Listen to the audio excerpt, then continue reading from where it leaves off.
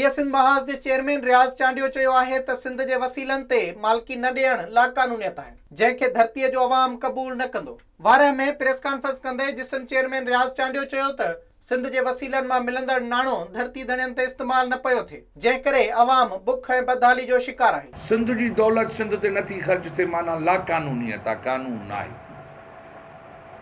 ऐं हर शोबे में लाक़ानूनियत आहे ऐं धरती धणी बुख मरनि था।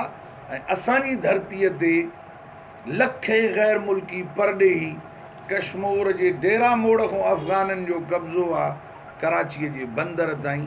हुन चयो त मुल्क जी 80% तवानाई जूं ज़रूरतूं सिंध सूबो पूरियूं करे थो, पर आयल ऐं गैस फील्डनि तरफ़ां हिक बि सुठो तालीमी इदारो नाहे ठाहियो वियो। मां चैलेंज थो कयां पाकिस्तान जे इमरान ख़ान जी सरकार खे ऐं मुराद शाह खे त मूंखे ॿुधाइनि त कंबर ज़िले वारह तालुके ऐं कंबर तालुके ऐं शदादकोट जे तालुके में जेके आयल गैस फील्डूं आहिनि, हिकिड़ी बि गैस फील्ड मूंखे बहितर स्कूल ॾेखारे। चैलेंज था कयूं। रियाज़ चांडियो चयो त सिंध जूं शाखूं ख़ाली आहिनि, अवाम खे पीअण जो पाणी बि नथो मिले। जीअं सिंध महाज जे चेयरमैन रियाज़ चांडियो चयो त संदन सिंध जे तहफ़ुज़ जे नाले सां एहतजाज तेसिताईं जारी रहंदो जेसीं ताईं धरती धणियनि खे हक़ न मिलंदा। विज़िट कयो अवामी आवाज़ मीडिया ग्रुप जी वेबसाइट awamiawaz.pk।